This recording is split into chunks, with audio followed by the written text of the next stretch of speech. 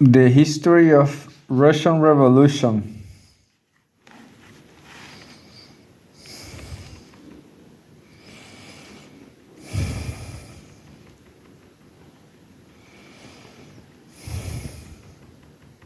Leon Trotsky, Volume 1.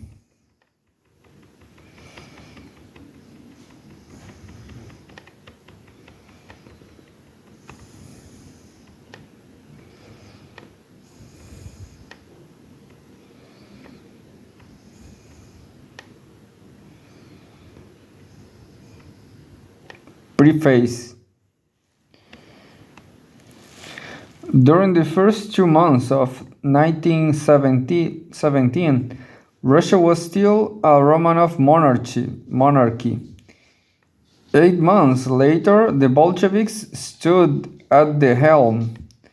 They were little known to anybody when the year began, and their leaders were still under indictment for state treasons when they came to power. You will not find another such sharp turn in history, especially if you remember that it involves a nation of 150 million people. It is clear that the events of 1917, whatever you think of them, deserve study. The history of a revolution, like every other history, ought first of all to tell what happened and how. That, however, is little enough. From the very telling, it ought to become clear why it happened thus and not otherwise. Events can neither be regarded as a series of adventures, nor strung on the thread of a preconceived moral. They must obey their own laws. The discovery of these laws is the author's task. The most indubitable feature of a revolution is the direct interference of the masses in historical events. In ordinary times, the state, be it monarchical or democratic, elevates itself above the nation, and history is made by specialists. In that line of business, kings, ministers, bureaucrats, parliamentarians, journalists, but at those crucial moments, when the old order becomes no longer endurable to the masses, they break over barriers, excluding them from the political arena, sweep aside their traditional representatives, and create by their own interference the initial groundwork for a new regime. Whether this is good or bad will leave to the judgment of moralists. We ourselves will take the facts as they are given by the objective course of development. The history of a revolution is for us, first of all, a history of the foreseeable entrance of the masses into the realm of rulership over their own destiny. In a society that is seized by revolution, classes are in conflict. It is perfectly clear, however, that the changes introduced between the beginning and the end of a revolution in the economic basis of the society and its social substratum of classes are not sufficient to explain the course of the revolution itself, which can overthrow in a short interval age-old institutions, create new ones, and again overthrow them. The dynamic of revolutionary events is directly determined by swift, intense and passionate changes in the psychology of classes which have already formed themselves before the revolution. The point is that society does not change its institutions and needs arises.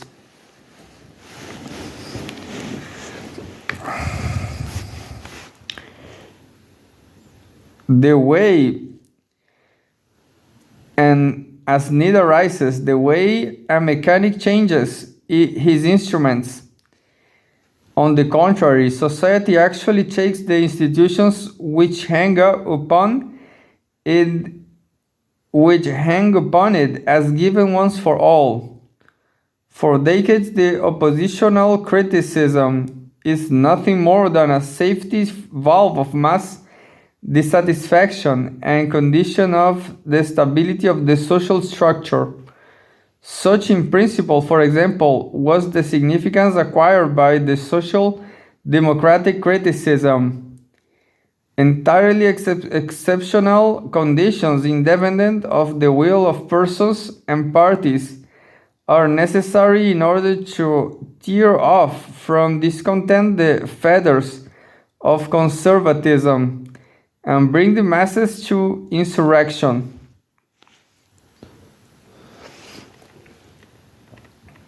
The swift changes of mass views and moods in an epoch of revolution thus derive not from the flexibility and mobility of man's mind, but just the opposite, from its deep conservatism, the chronic lack of ideas and relations behind new objective conditions, right up to the moment when the latter crash over people in the form of a catastrophe, is what creates a period of revolution, that leaping movement of ideas and passions which seems to the police mind a mere result of the activities of demagogues.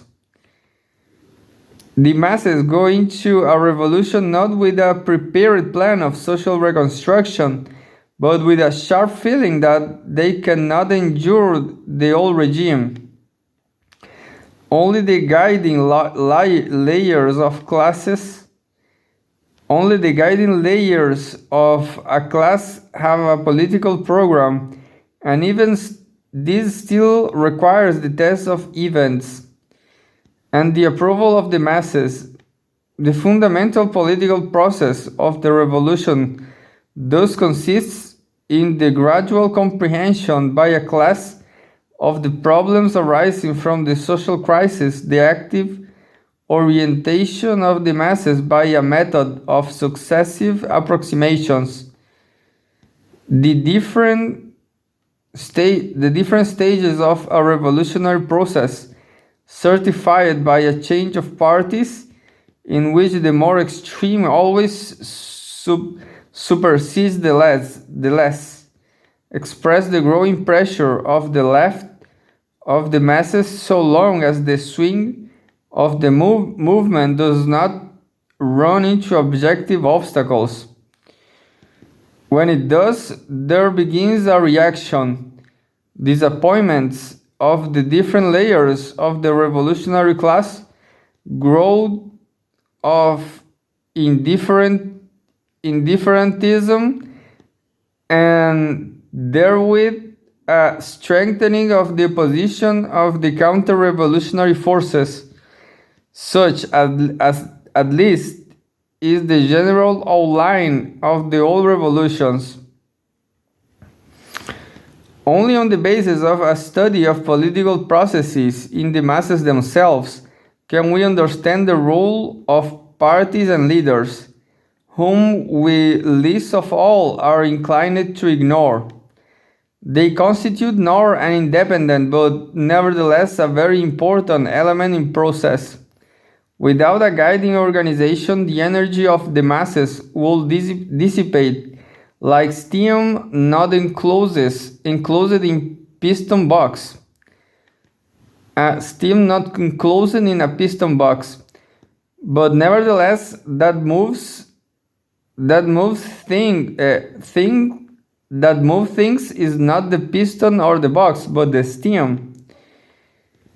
The difficulties which stand in the way of studying the changes of mass consciousness in a revolutionary epoch are quite obvious.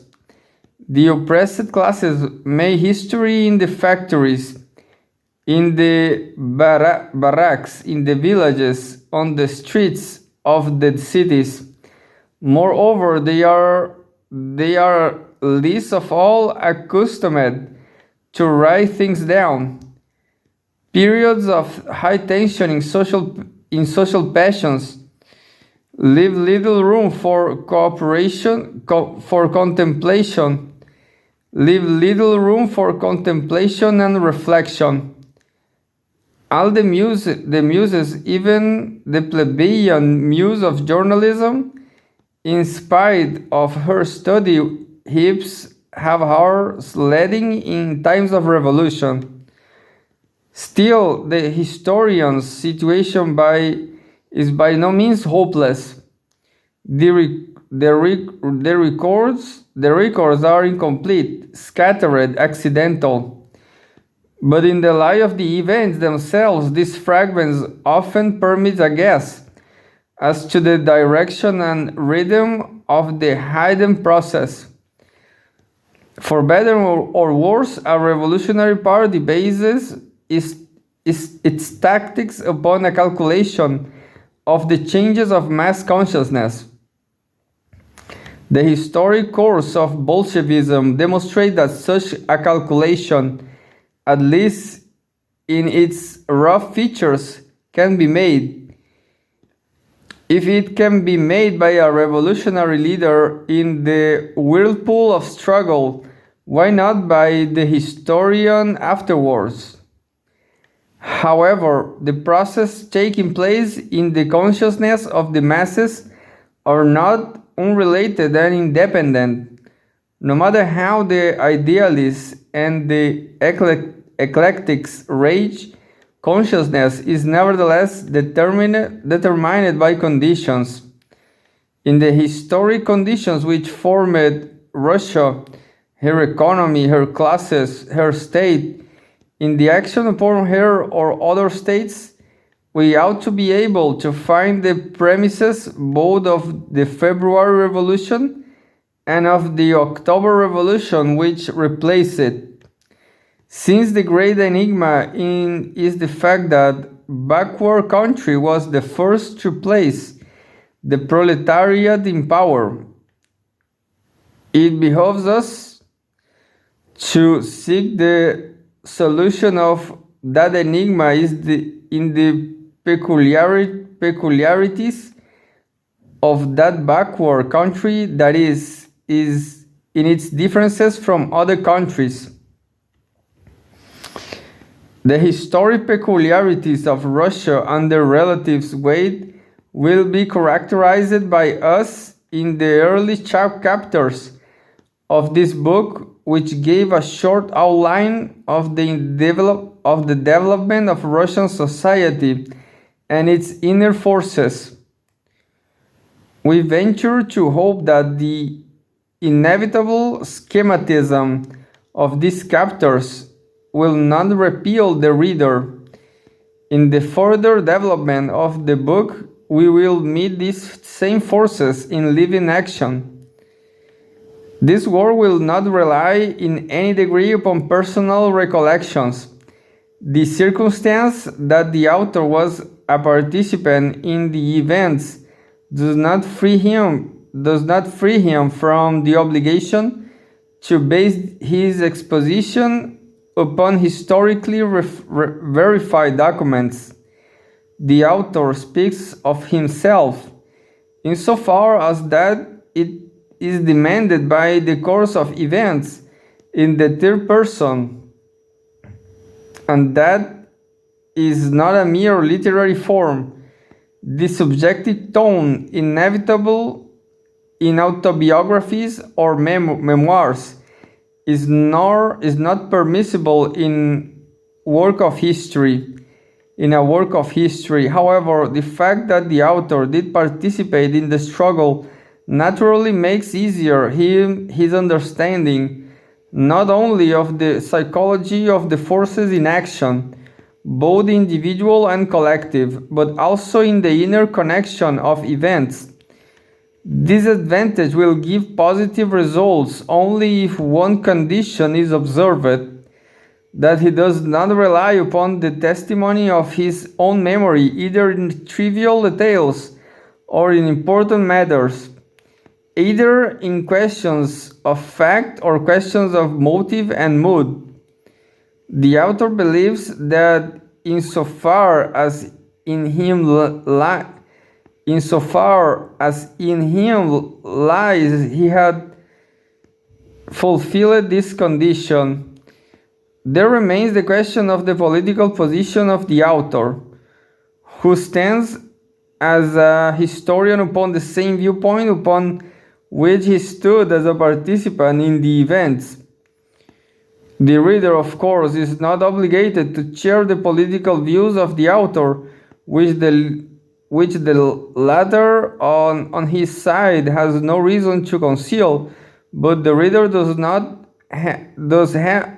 the reader does have the right to demand that a historical work should not be the defense of a political position, but an internally well-founded portrayal of the actual process of the revolution.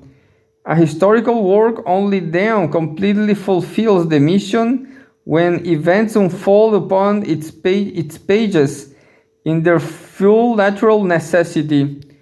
For this, it is necessary to have the so-called historian's impartiality. Nobody has yet clearly explained that this impartiality consists of.